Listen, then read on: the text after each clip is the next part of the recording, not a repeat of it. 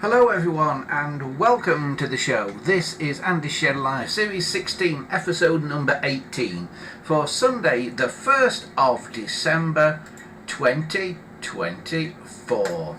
Hello everybody, better late than never. Welcome aboard for another Sunday evening Andy's Shed Live, coming to you direct as normal. My God, YouTube is making it difficult to log into their stupid servers. Yeah, it took me half an hour to actually log into my own YouTube account. Security. Does it really matter that much? Answer, no. If my YouTube account got hacked, would it make much difference in my life? No. Is the simple answer to that. Alright, hello to everybody who is here. Hello to Christopher who's here, Dominic's here, Wesley's here, Fat Hobbit is here as well. Hi Fat Hobbit, not seen you for a while. He says, I've been away for a few weeks visiting my old mum. Good to be back. Good to have you back as well.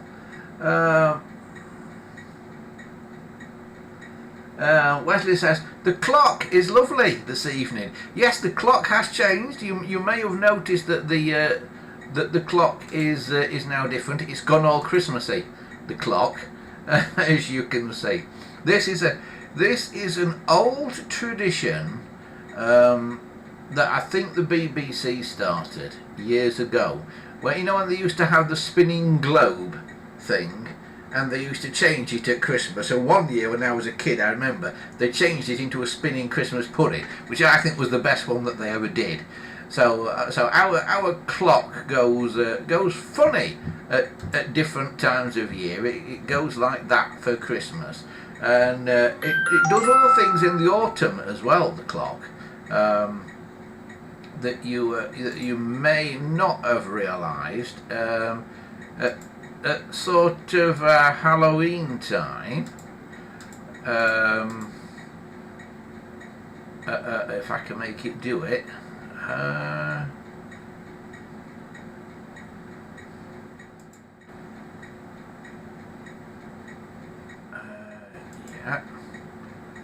yeah, Halloween time, it goes like this.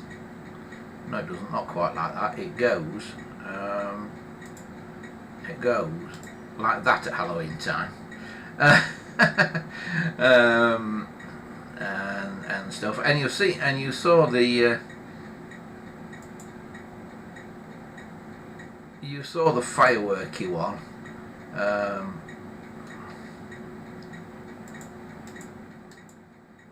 I think a couple of weeks back. That's the one that we have at bonfire night. But we're wanting to know of any more. If you can think of any more things we can celebrate with special clocks, and as we go through the year. We could use that one for New Year's Eve as well, actually, couldn't we? If you can think of any more things that we can celebrate with special clocks as the year goes on, please do let me know. We will see what we can come up with. But there it is. It's Christmas one. It's not animated, the Christmas one, which is a bit of a shame, really. It'd be nice if you could animate that one, wouldn't it? But yeah, let us know if you've got any more celebratory clocks that we can use. Right, what are people up to in the chat? Chris says, did you get my photo of the Ericsson signal post telephone? Not that I can remember, Christopher. Don't mean I've not got it though. It might mean I've just not opened that email yet, because I get literally thousands of emails, 99.9% of which are spam. But I have to delete them deliberately, because if I set a spam filter thing to delete the spam, it also sometimes deletes important emails. So I have the spam filter turned off and I have to go through them all.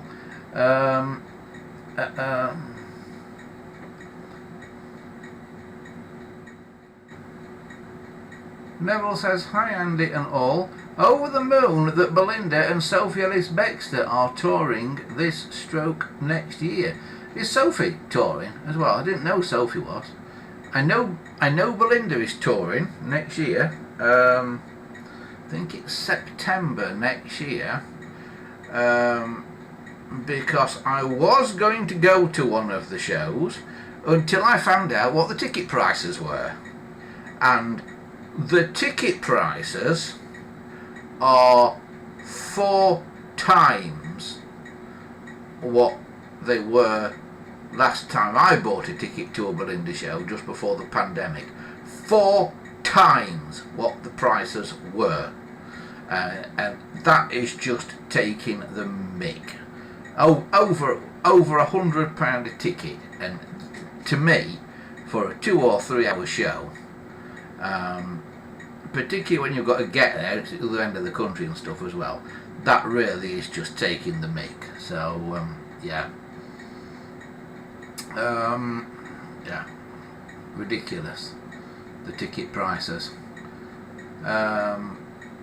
So probably won't be going to those.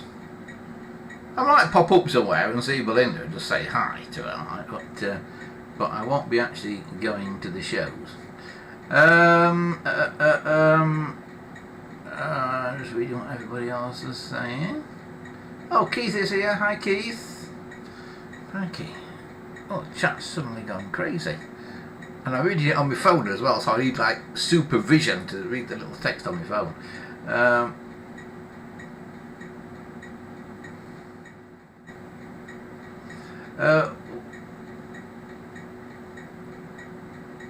Wesley says, Andy, I received a message from Patreon saying my payment didn't go through.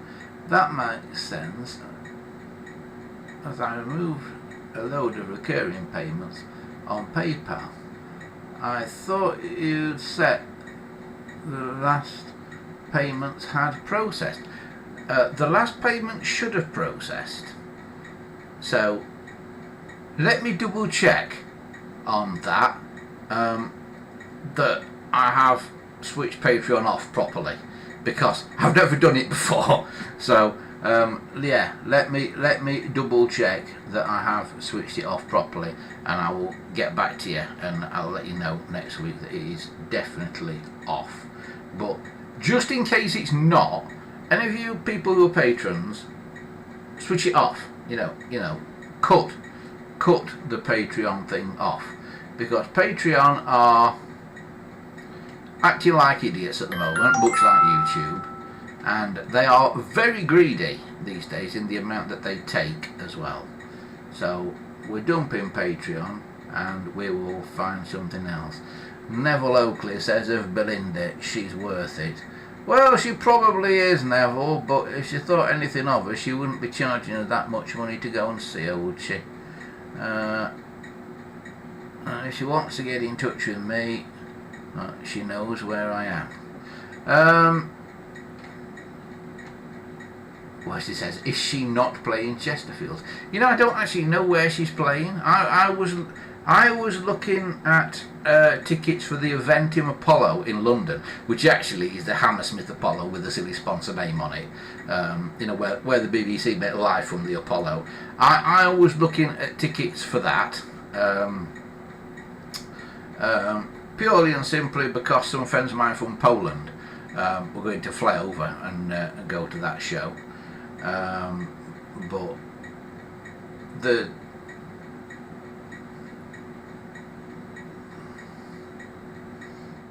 it's just mad. The ticket prices are just mad.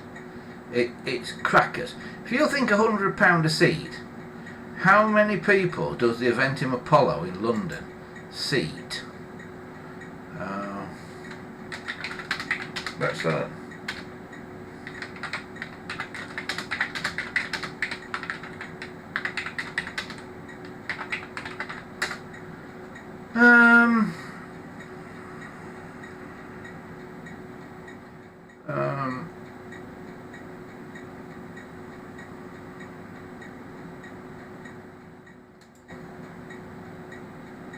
right, it's got a capacity, apparently, a seating capacity, if it's seated, of nearly 3,500 people.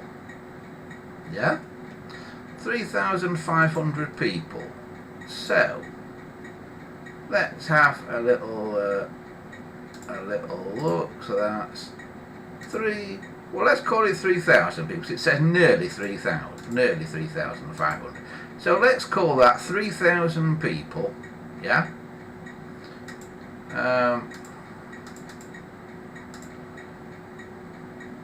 So that show at the Eventim Apollo has potential to make, if it's sold out, that maybe 3-hour show, maybe 4-hour show if you're lucky, has potential on one day to make £300,000.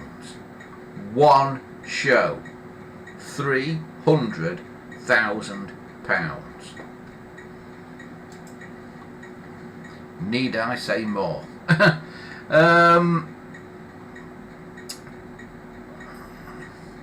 Arthur says it seats about 3,500. Cracky, that was quick, Arthur. Did you happen to know that off the top of your head? He says it will always be the Hammersmith Odeon to me. Yes, it was indeed, wasn't it? It was a movie theatre, a cinema. Neville says she's also playing Edinburgh, Glasgow and Manchester. Where's she going in Manchester, Neville? Is it anywhere she's been before? One of the best shows I've ever seen was actually in Manchester Cathedral, believe it or not. Everybody, including her, thought the venue was wrong. But we actually went and it was correct, and we did a show in Manchester Cathedral, and it was a very, very good show as well.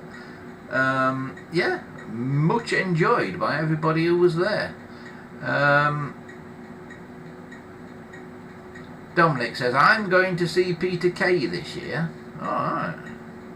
I don't think I'm going to see anybody at the moment.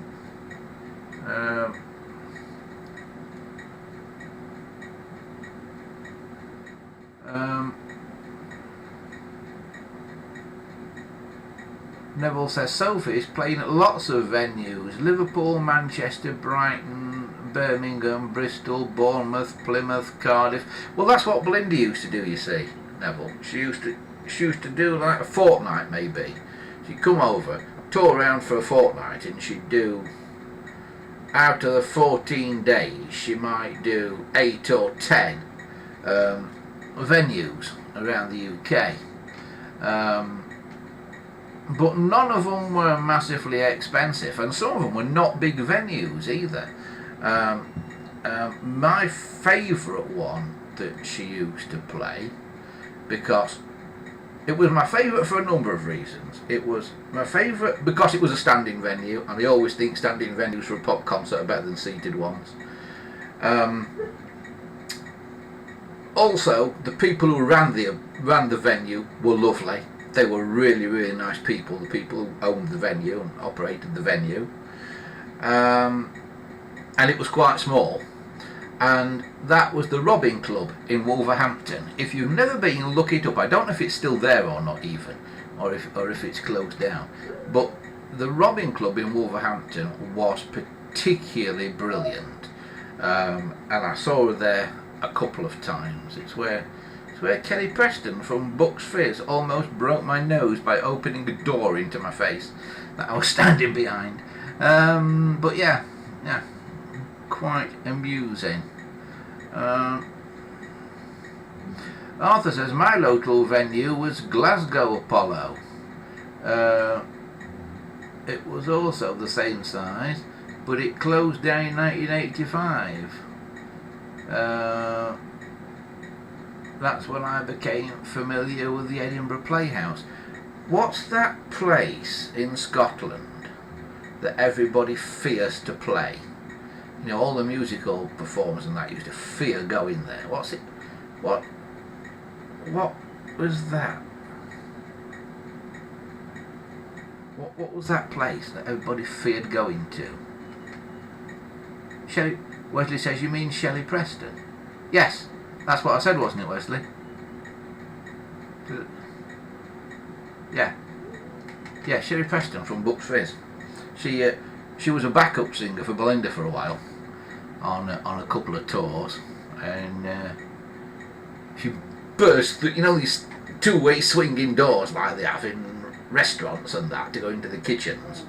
Well, the Robin Club had got a set of those into the auditorium from a corridor, and whereas most venues make you stand outside in the cold and the wet until they're going to open the venue, the people at the Robin were so lovely that when they saw people gathering outside, they said, come and stand in the corridor. They said, we can't let you into the auditorium, but come on inside into the corridor, don't get cold. So of course we all did, we all piled into this corridor, and I was first in the queue.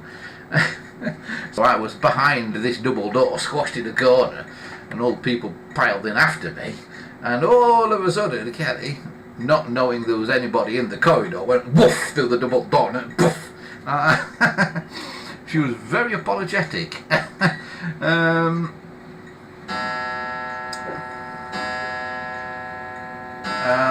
Yeah, Shelley Preston. Yeah, Kelly Preston, somebody else, isn't she? Yeah, Shelley Preston is who I meant.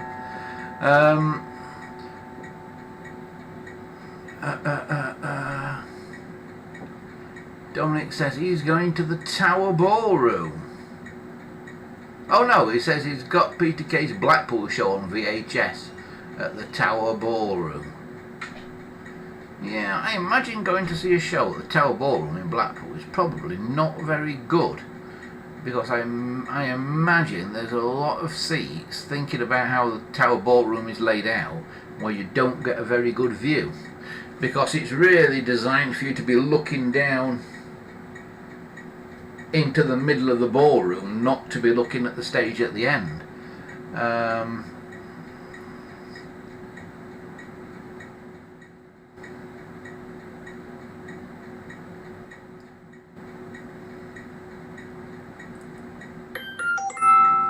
Arthur says the Glasgow Apollo was the place people feared. I thought it was the Glasgow Empire, or is that the same place? Glasgow Empire is the Glasgow Apollo. He says Glasgow Apollo was the place people feared. Only bad if you didn't play well. I don't think anybody played well there. I think you just hated everybody when you went there. It's funny actually, because you did a show with Belinda there, and in Glasgow, and I was a bit worried about going to Glasgow because I'd heard about this place. I thought audiences in Glasgow aren't great from what I'd ever heard about anybody who played a show in Glasgow. And actually the Glasgow people were lovely. We arrived the night before, and the day of the show I spent sort of just wandering around Glasgow, frequenting various coffee shops and pubs and cafes and things. Met Belinda in the morning, wandering through the big shopping centre in the middle of Glasgow. Had a little chat with her, and then she went off to go and do a sound check, and I went and had something to eat in the local pub, and then went and did the show. It was very good. I opted not to tell most people at the time that I'd already seen her that day. But I did win a bet, because somebody in the pub said, "I wonder what she'll be wearing tonight." And said, "Well, she always wears black, she always wears black." I said, I'm going to bet you, I said, that tonight she's not wearing black. I said, I bet you tonight she is going to be wearing a white dress with big red poppies on it. And they went, "Don't be silly, she always wears black." See, I knew she was going to be wearing a white dress with big red poppies on it, because I'd seen her that morning in the white dress with big red poppies on it. So I won that bet. Shh! Don't tell anybody how I did it. Arthur says, Glasgow Empire was the next block along. Everybody loved playing the Glasgow Apollo. Fantastic audience. Lots of live albums made there. Yeah, it was the Glasgow Empire that everybody hated, though, wasn't it? Was it the Empire that everybody hated? You know, they were terrified of going there.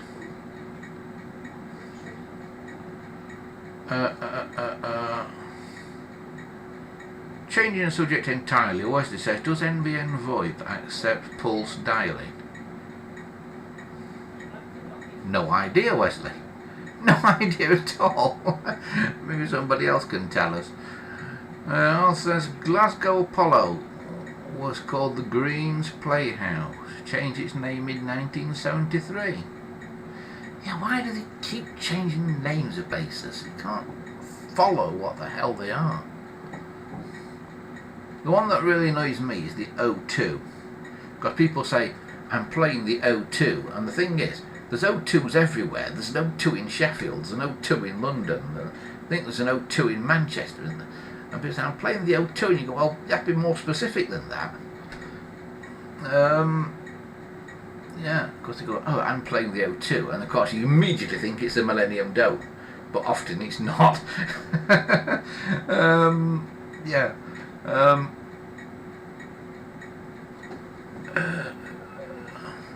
Arthur says, I saw Shelley Preston as a backing singer with Brian May's band around 1993-94-ish. Yeah, I think, yeah, it would have been late 90s, early 2000s when I saw her. Yeah. Yeah, Brenda also did a show with Bucks Fizz at one point, which was quite amusing at Sheffield Arena.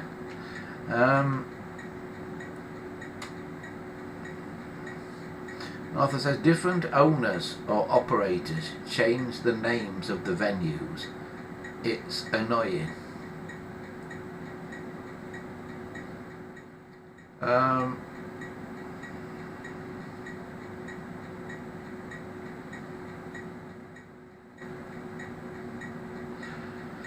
Christopher says he's getting a new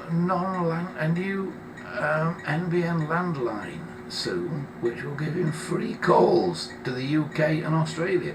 You ought to give you free calls anywhere when it's blooming VoIP based, I think. Arthur says, so nobody wants 2 free BT Viscounts. What colour are they, Arthur? I can't remember what colours I've got now. Viscounts. Can't can't remember what colours I've got because they're not all immediately at the side of me. I think I'm missing a red one, or a browny, reddy, rusty coloured one, whatever you want to call it. It's actually quite a nice colour. I'm not making it sound like a very nice colour, but it is actually quite a nice colour.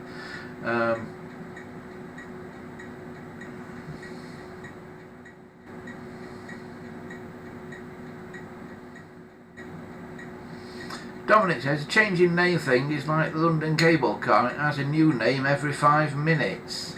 Yeah, the London cable car, it goes across the Thames. It's had more names than passengers, that cable car, apparently. Yeah. It's not great, that London cable. See, I don't do cable cars. I don't like cable cars. Years ago, there was a movie on TV called Hanging by a Thread. And I've always remembered that movie, so I don't do cable cars.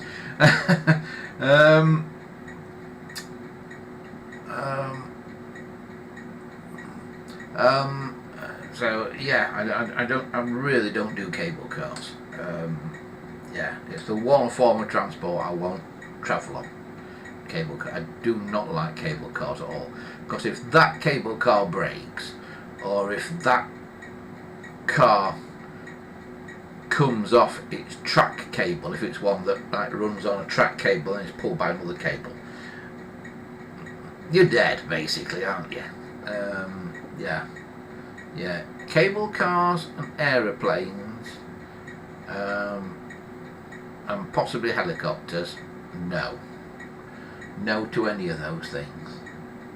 It's like the famous boxer many years ago was going across to America for a big fight. He was a really famous boxer, he was sort of Mike Tyson of his day, and he was going across to America for a big fight, and it was going across on a liner, on a ship, and all these members of the press, a sort of paparazzi at the time, were travelling with him, and they said to him, "Look," he said, "why are you going across on this liner?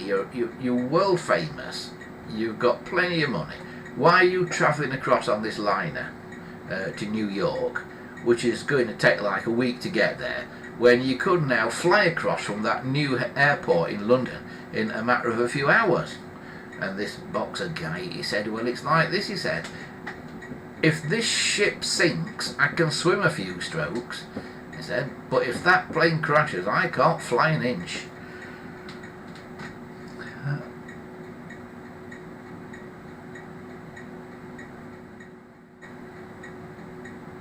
Christopher says, "Once I get this new phone set up, I can call you by landline live on the show, Andy." Yeah, it won't work, Christopher, because there's no way of getting a landline call onto here.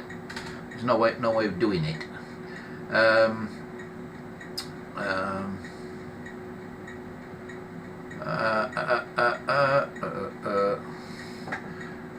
Right. What was that?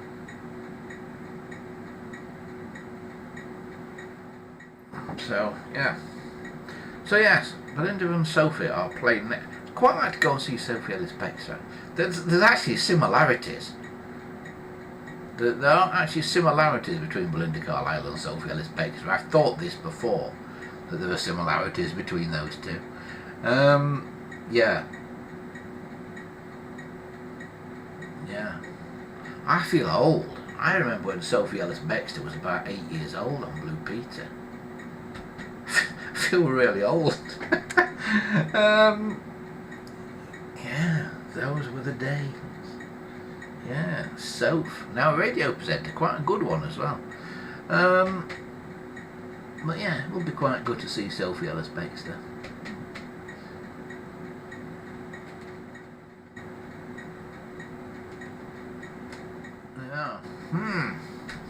Yeah. Right, it stopped. I always wonder if this chat just suddenly stops for any particular reason, because it does, and then a load of messages come hurtling through again. Yeah, we will see how it goes. But yeah. So I'm not actually planning to go anywhere and see any shows at the moment. Neville says Belinda and Sophie are both good looking and talented, but do they look the same, Neville? Because I think they do. Yeah, I think Sophie looks like Belinda looked about 20 years ago.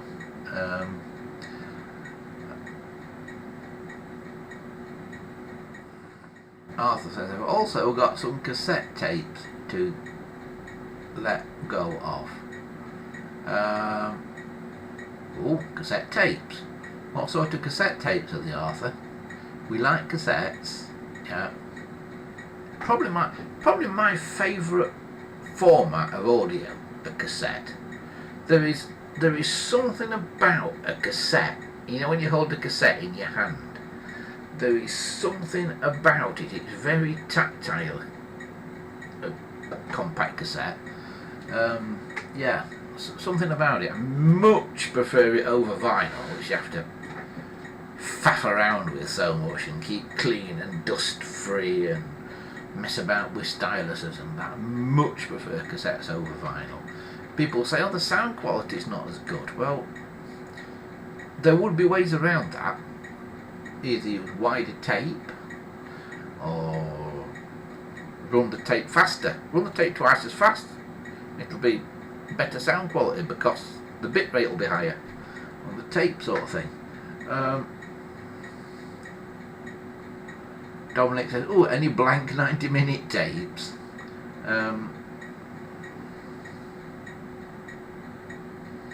Arthur says the tapes are all different, mostly live music on them from concerts. Oh, maybe bootlegging concerts there, Arthur. Yeah, who's on them? There might be some interesting lost recordings on there. Yeah, could be interesting.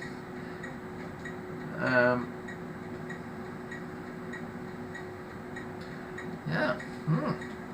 Yeah, like cassettes. I have got a cassette duplicator.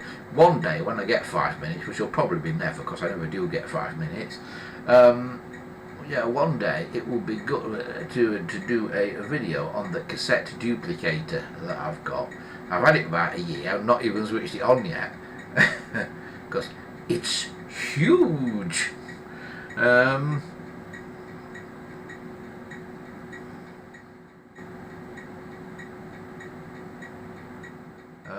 Yeah, it's absolutely huge.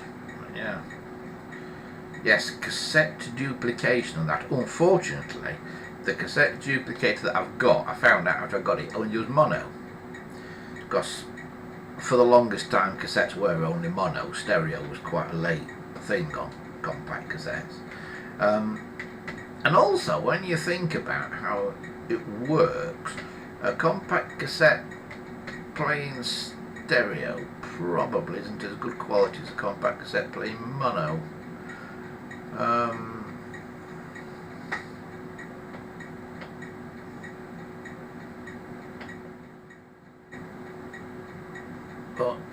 Yeah, not many places making tapes now.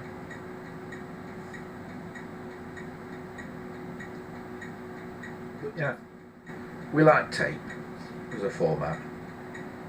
It's good. Tape is good because you know you've physically got the thing there. I once spoke to a girl who was a camera operator. Well, she was a producer stroke camera operator for a independent production company called Knickerbocker Glory TV. Brilliant name for a production company. And when I met her, she got a new camera. Basically, he'd given her a camera to use that took SD cards, a broadcast camera, but it recorded onto like SD cards, or it might have been a compact flash card or something like that. But it was a memory card of some description, and she hated this camera.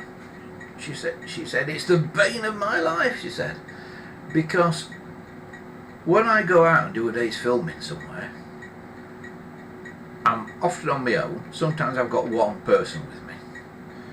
She said, I go and do filming, she says, and I go and do filming outside a lot, you know, where it's raining or snowing or, you know, where this camera gets knocked around or where it can get wet and damp and stuff like that and cold. And she said, the problem with everything going onto an SD card is you don't know that you've got it. If that SD card gets corrupted, you've lost your entire day's filming, she said. But if you've got a camera with a tape in it, then even if that camera chews that tape up, you can stop it, and you've only lost the last couple of minutes before the camera chewed the tape up. All the rest of the footage is still there, spooled onto that cassette, if you can get it out of the camera, which you can if you take the camera apart. She said, but with these SD cards, you can just lose a day's work, or if you're out filming something where you're out for multiple days, if you're like following somebody on a round the world tour or something, you can lose the whole lot, you know, instantly. It can be wiped instantly. She said, I much prefer tape, and she also said the bigger tape based cameras were much easier to balance on your shoulder. Even though they were heavier, they were actually better because they were balanced on your shoulder, whereby the modern cameras were so small there was none of it on the back of your shoulder, and they had to add like a mount thing with weights on it to make it deliberately heavier over the back of a shoulder to balance the thing, which seems a bit silly. But the old cameras, she said, you can just put them on your shoulder, you can take your hand off them, and they should just sit balanced on your shoulder. So yeah, she wasn't a fan of the modern cameras, and also, of course, they're digital, and the problem with digital is the codecs get lost, and all of a sudden you've got something that's recorded in this digital format that you can't play anymore, and yeah, there's all kinds of problems with like that. Some of the Escape the Sheds that we did, the one that we did with Dominic on the big viaduct, the format that the cameras recorded in that we used on that, when we came to get it off onto a computer, because it had recorded in PAL form, in a digital version of PAL, the interlacing became a problem. When there was any movement in the frame, you got these strange zigzaggy bars in the picture, and it was hell on earth to sort that out. It took longer to edit and reformat and re-render than it actually did to go out and film the blooming thing. Dominic says, I like reel-to-reel tape, but I hardly have any because 10.5 inch tapes are hard to find for a good price. Yeah, they are. Yeah, 10.5 inch, that's the big ones, isn't it, Dominic? 10.5 inch, they're the biggest ones. I've got quite a lot of smaller ones, but yeah, 10.5 ones are very difficult to find, and they don't play on all the machines either, the 10.5 ones, because a lot of machines don't take reels that big.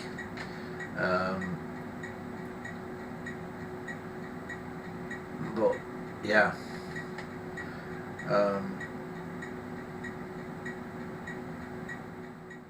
but anybody who's into tape, the thing you want is a 2-inch quadruplex videotape machine,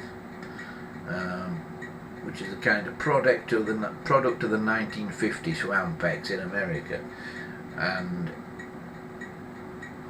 they're like the size of a large piece of furniture, like a large Welsh dresser sort of thing. Incredibly heavy, and the tapes are massive and 2 inches wide. Yeah, but quite good quality, unless they're made by Ampex, and then all the actual metallic stuff drops off the tape, and you end up left with like a piece of clear sellotape that's got no iron oxide or anything on it anymore.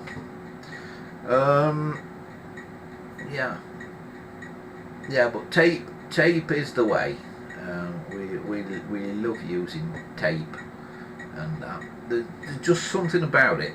There's just something about it. And people say, "Oh, digital sounds better. Digital sounds better." I'll tell you something. It doesn't.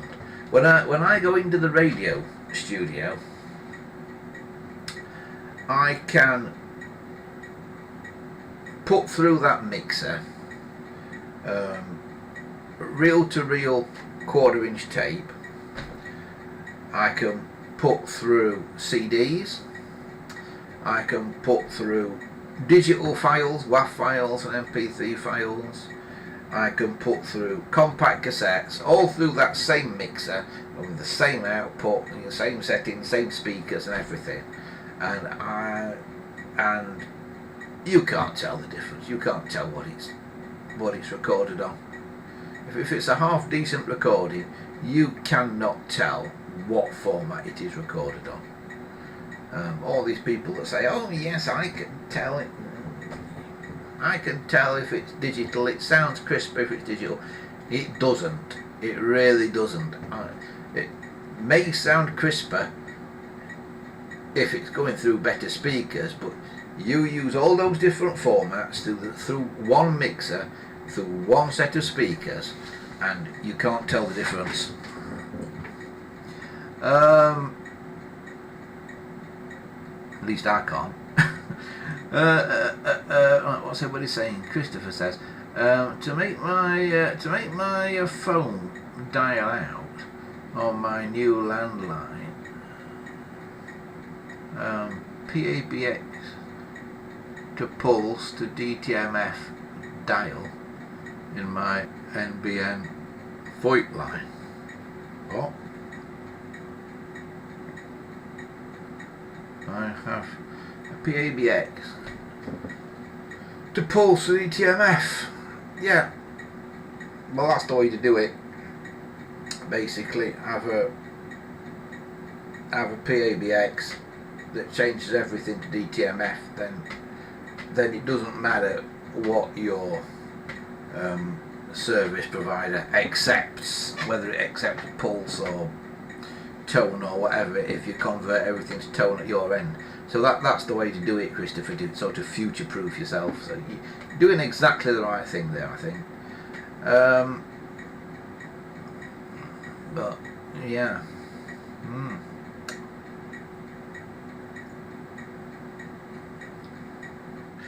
Are we talking about music and that? Can anybody remember Shampoo? They were a band. It's one of them things, every now and again, there's something or someone that I remember really clearly. And when you mention it to people, they go, "Never heard of it." And you start to think, did I dream that? Or did it actually happen? But there was a band called Shampoo. It was 2 blonde girls. They had a song called Trouble. They had others as well, but the one that was really famous was Trouble. But does anybody remember it other than me? Because nobody else seems to be able to. But yeah, it was quite good and very, very funny. The video for it was hilarious. Trouble by Shampoo. It may even be on YouTube. Shame I can't play it on here really.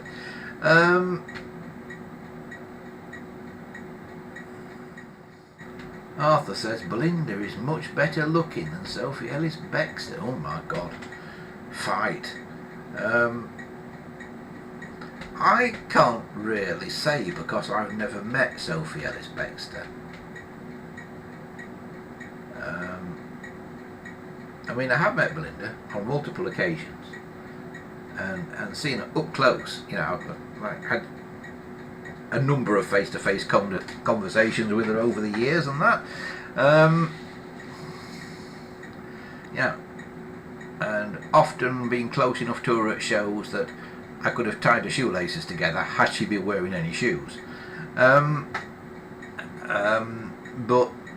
yeah, I've never met Sophie Ellis-Bextor, so I can't say. Because when you see people on TV and on videos and pictures in the newspaper and that, they do not look how they look in reality. That's the thing that I have discovered over the years. The one I remember about that was Yvette Fielding. You know Yvette Fielding of Most Haunted, and before that Blue Peter, and way back, if you want to go way back, a thing called Seaview. Well, I always thought she was pretty, this is going to sound horrible, sorry Yvette, but I always thought she was pretty ordinary, Yvette Fielding. And then I actually was involved in a show that she was a part of, at Elstree Studios, and I got to like meet her in person, and she was absolutely stunning in person, absolutely stunning, you know, way better looking than you've ever seen her on TV.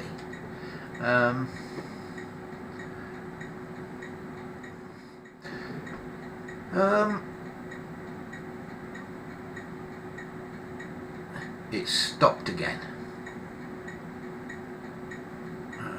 We're all wondering what music is on Arthur's tapes now. That's what we're wondering now. We're wondering what's on Arthur's cassettes. There must be a story about these, Arthur. You've either recorded them somewhere or you've got them from somewhere. There's going to be an interesting story behind these. Yeah.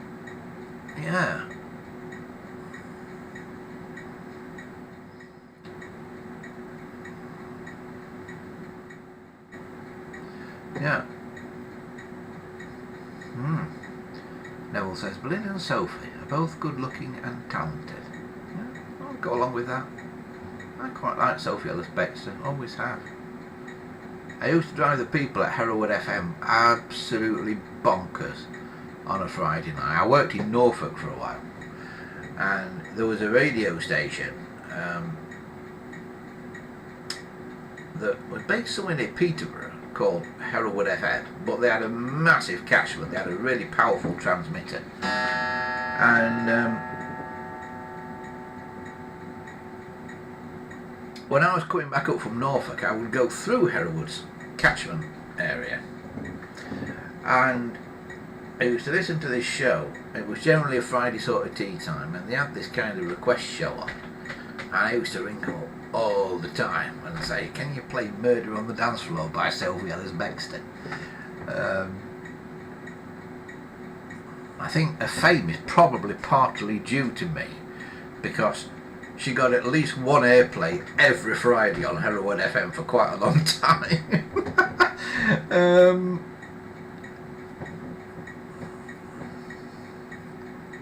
I wonder if they ended up putting it on a cart, so they just had it there ready to put in. Oh bloody hell, it's Friday, he'll be ringing up, get that cart out with Murder on the Dance Floor on, because we're going to have to play it in a bit. Yeah, because that was in the days of cart machines. Any of you that have been in radio studios and know what a cart machine is. But yeah, yeah, those were the days. I've not got a nap cart here to show you what they are, but very similar to an 8-track cartridge, but not an 8-track cartridge. But they are very similar sort of things. If you watch Techmoan on YouTube, he's done things about nab carts. They have various different names: nab cart, Fidelipack, yeah, or broadcast carts or stuff like that. But they're all basically the same thing. And we're brilliant. The radio stations used to have thousands of them. You know, you go into a radio studio and there'd easily be 1,000 carts in every studio, with jingles and adverts on, and sometimes even with the songs on and stuff. And where did they all go? because now they're really hard to get hold of, and if you do see any turn up on eBay, they're mega expensive. And the machines don't even go there about the machines. I mean, there would have been at least 2 or 3 in every radio studio in the world, you know, into the 1990s, and now you want one of those cart machines, you're talking mega money. Mega money.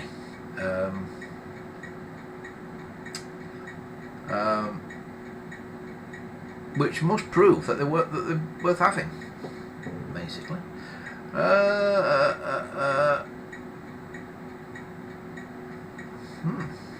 Hello, it's stuck again. So yeah, that is that. So yeah, quite like to go and see. Wondering about getting tickets to go and see Sophie Ellis Bextor now. Maybe it'll be a bit. I was going to say maybe it'll be a bit cheaper than going to see Belinda Carlisle, but you know something, I bet it's not. Yeah. Just got a Radio 2. Get on a Radio 2 show. Actually, I don't think, if I went to Radio 2, I don't think I'd get on her Radio 2 show, because I don't think she actually records it at Radio 2.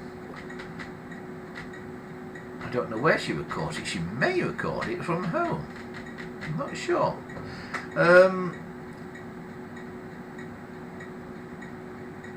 Right. Anyway, I think we've kind of exhausted that. So yeah, that's what's been going on with stuff and that over the last week or so. To the extent there's been no telephones or anything arrive recently. Just been too busy doing other things. We've also been selling the railway stuff. These little narrow gauge model railway things have been selling like hotcakes on eBay just recently. These little carriages and things. If you want one, it comes with a kit. Just go onto eBay and type in 009 semi-open coach and you'll find it. Now there's a tank wagon as well now, but you'll find them if you want them.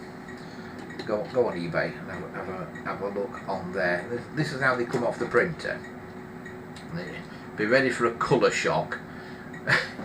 But that's how they come off the printer.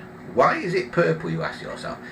Simple reason is, you're going to paint them anyway, and the filament, the purple filament, was cheaper. Because nobody wants it. I've also got some bright yellow that nobody wanted as well.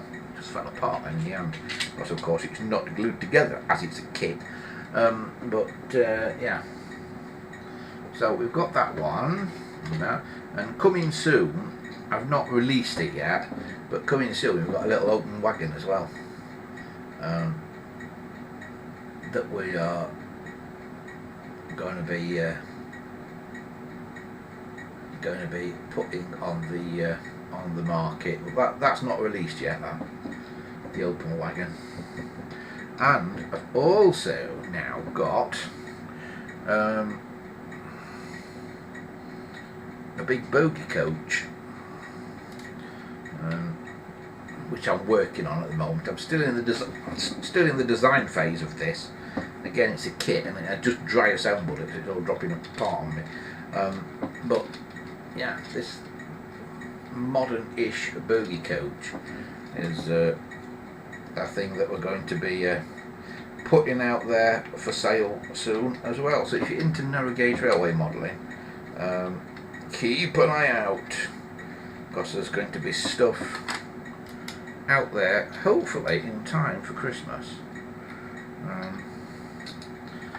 But yeah, when you sell stuff that you 3D print, the thing is, you have to have your 3D printer going for ages and ages and ages. And this, I have to say, this printer here, that is a Creality Ender 3, for those who want to know. I have to say, it is absolutely superb, because it's done a ton of work, and it's really good. So well done to the people at Creality for making something that actually works. Because not all companies do make things that actually work these days.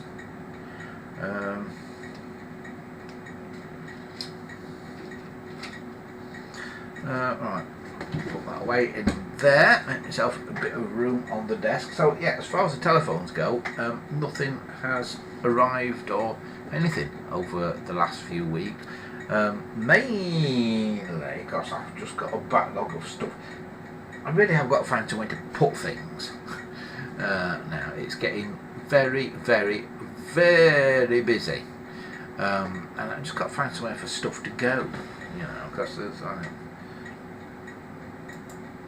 like stuff everywhere. So yeah, I keep saying I'm going to open a museum, but that's very hard to do. Yeah. Yeah, I think the chat has stopped.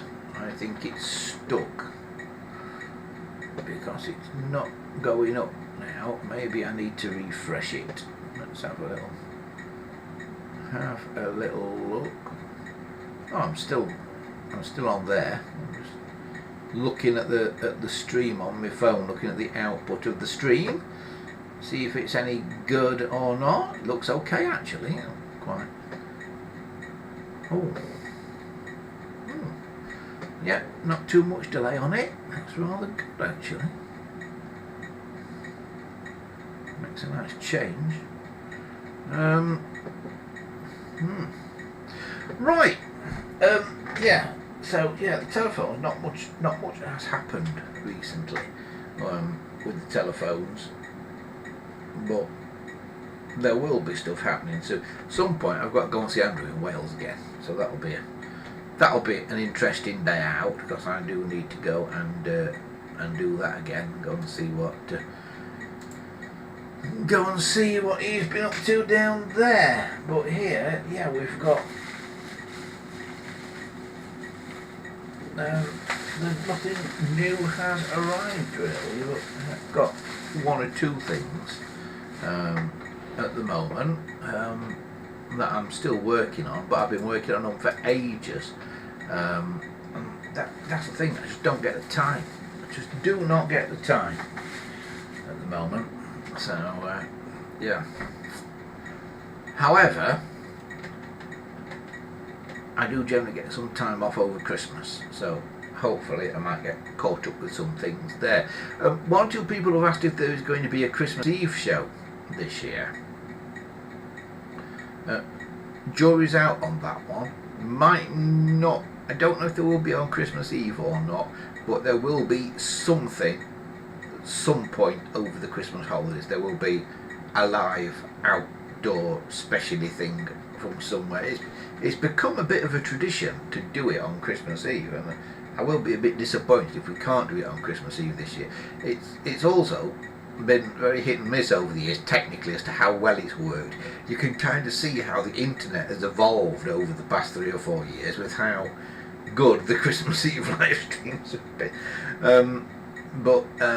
Yeah, I'm hoping that we're going to be able to do it again this Christmas Eve. But from where, and that I'm not sure yet, so watch this space over the next couple of weeks and we'll be able to tell you more, hopefully. Right, how are we doing? Yep. I'm just wondering if I've got Viscount phones here that I need to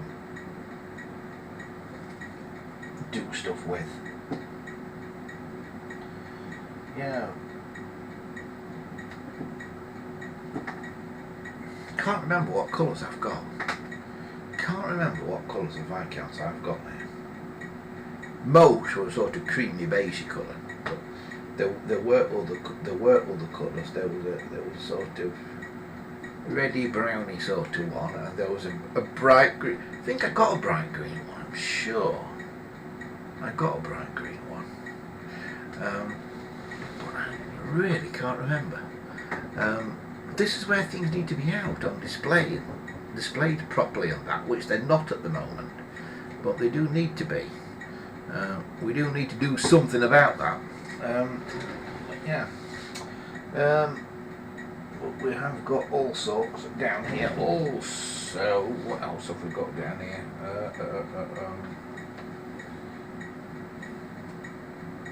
Oh yeah, somewhere in one of these boxes we've got other things, haven't we? So I'm just moving a few things now.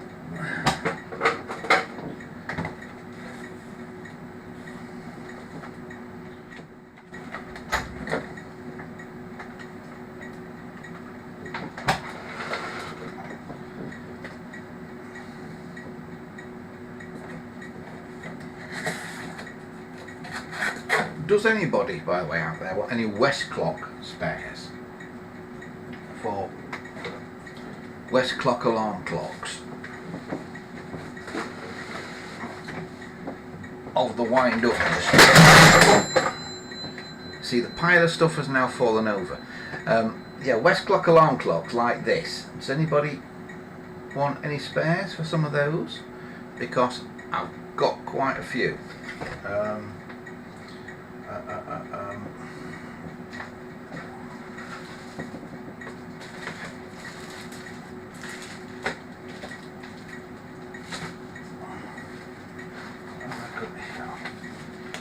Oh, that's got nothing in it, that box.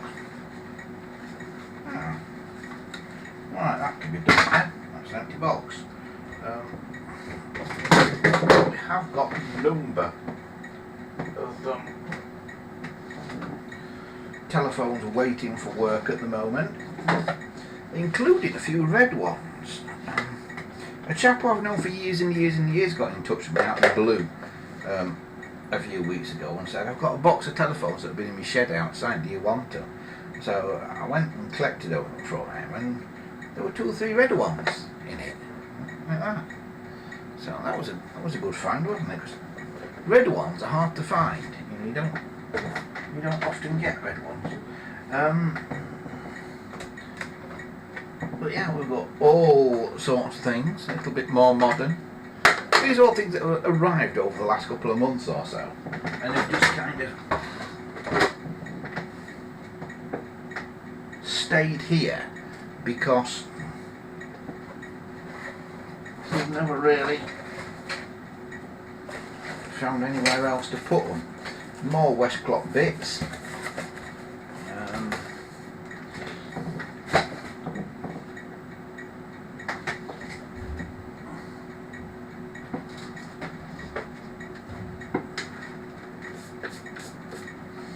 We've got one of those.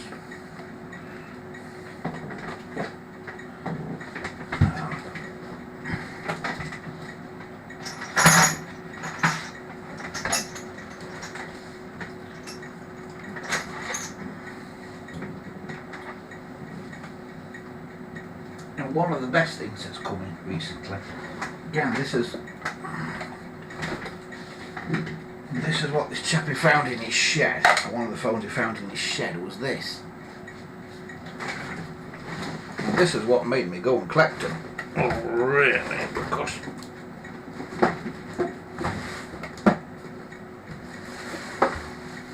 this, of course, is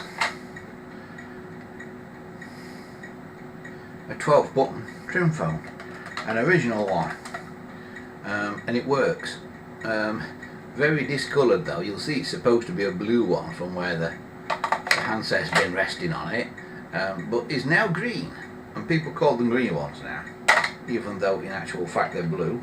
In actual fact they're now green, but they are actually blue, if that makes any sense at all.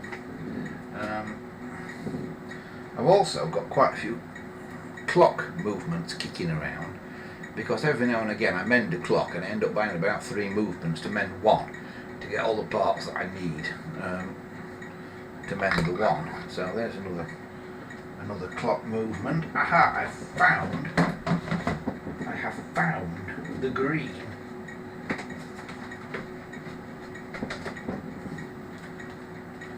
Viscount. I knew I'd got a green one somewhere, that's what I was looking for. Yeah, the Kermit Green Viscount. These discolour as well. Again, look under where the handset sits. That's the original colour. And look how sort of it's gone yellowy on the rest of it. But yeah, they discolour as well. So again, not ideal because they do discolour.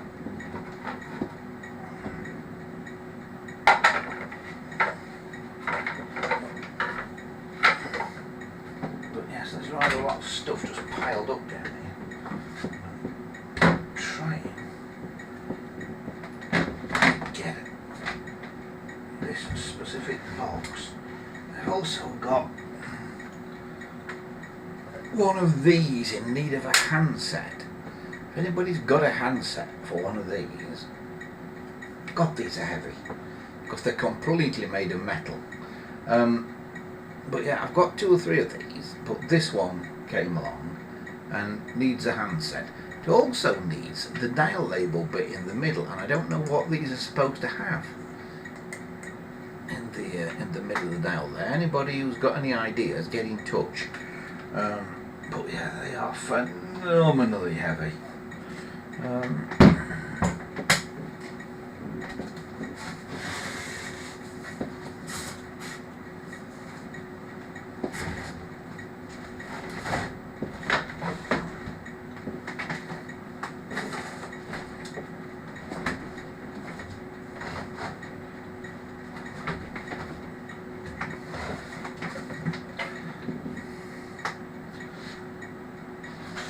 And then I've basically just got a box here that contains a load of clock spares. This was a recent arrival, and it contains various clock movements and things. So when I get a minute, I've got to go through all those in there. About half a dozen clock movements in there.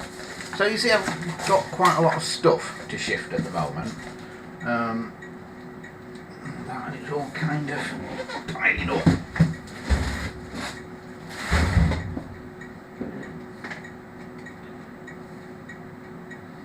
Which means when you come to turn around in it sometimes it's quite a work of art.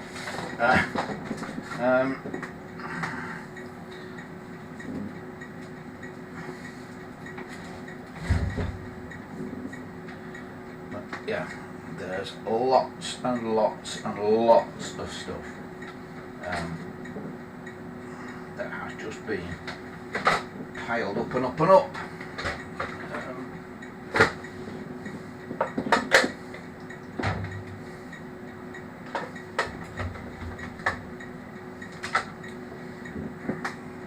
So that is what I've got. So I have discovered that I have got a green foam. So I think it's the red one I've not got. I'm fairly sure I've not got the red one. Right. The chat has totally stopped. I'm wondering if YouTube is still working properly. I am suspicious of it. I'm very suspicious of it. Is it still running? That is way behind.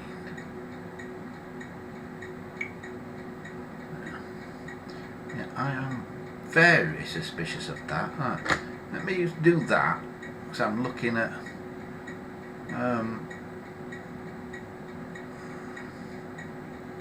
where we are in the live stream. Because it looketh dodgy to me. Let me just turn the sound up a bit on it. Oh yeah, we're nearly there, yeah. About a minute behind actually. There's a really long delay on YouTube. So yeah, that is just some of the stuff that's arrived in the last couple of months or so. I really do need to sort it out because there's just so much stuff.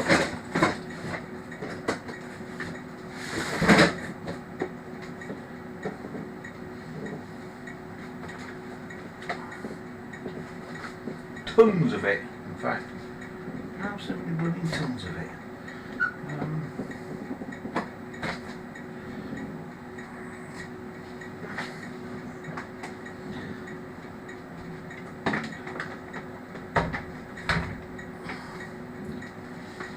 Yes. So, so that is about it. Right. I don't know if this chat is working or not now. I think it's probably packed up for the day. Now, next week and the next few weeks, I need to tell you about before we go today, because there's all sorts of stuff going on.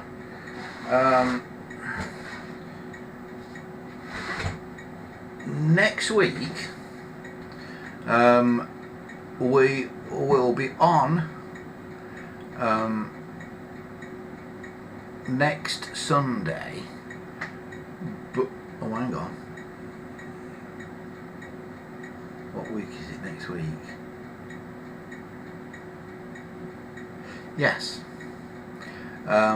we are on next Sunday, but we will be on next week at the much earlier time next week of 2 p.m. UK time. Okay, so Christopher, you won't have to stay up as late next week, mate, or get up as early, whichever it is that you do. We will be on instead of our normal 6:30-ish start time, we will be on at 2 p.m. next week, and we will be coming out from the radio station live from the radio studio. So if you've got any questions about setting up a radio station and that, I want to know anything about how we've done it, next week is the show to watch for that. We will be live from the radio studio at Plesley Vale next week, but at the earlier time of around about 2 p.m. on Sunday afternoon. Okay, right, that is about a wrap for today. Thanks to everybody for taking part in this once again. So it's not been terribly telephone orientated for you this week, but as I say, nothing's arrived. Nothing's arrived at all. It's which is kind of a break for me, because it means I don't have to find some way to put it. But yeah, it's been a relatively silent one. So I'm just using the time to sort of take stock and things. But normal service will be resumed here in a couple of weeks' time. As I say, next week we are at the radio studio, where there are a load of telephones still there as well, actually, which you'll see next week. So we will be on next week at 2 p.m. or thereabouts UK time, just for next week, and then after that back to normal around about 6:30-ish. After that. In the meantime, I will definitely check out Patreon and make sure it has all stopped. In fact, I'm going to do that as soon as I get off air today. But for me, for now, have a fantastic week ahead, everyone. We will see you next time, and also hopefully next week or the week after we will be able to tell you more about what is happening on Christmas Eve as well. But we will be doing something over the holiday period. People have been asking about it. We will be doing something over the holiday period, just not entirely decided what yet, because the problem is those live walkabout things that we traditionally do on Christmas Eve, very hard to do because of getting the signal back. That is the really hard part. The places I would like to be able to walk around and show you, I can't, because we can't get a live signal back from them. So that's what makes that difficult. But yeah, we'll figure something out. And also the weather doesn't always play ball. Who remembers the one in the fog? Right, anyway, that is enough waffle from me for now. Have a great week ahead, everyone, and I will see you next time. I think the chat has completely got stuck because nobody said anything in it for ages and ages and ages, as far as I can see. So I think that is totally stuck now. But yeah, we'll get it sorted for next week. But for me, for now, Have a great week, and I'll see you very soon. Bye for now.